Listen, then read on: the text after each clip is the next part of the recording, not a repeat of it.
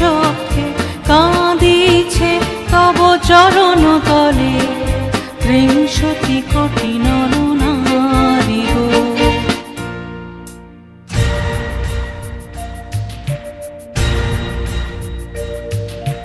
কাণ্ডারি নাহিক কমলা দুঃখ লাঞ্ছিত ভারতবর্ষে,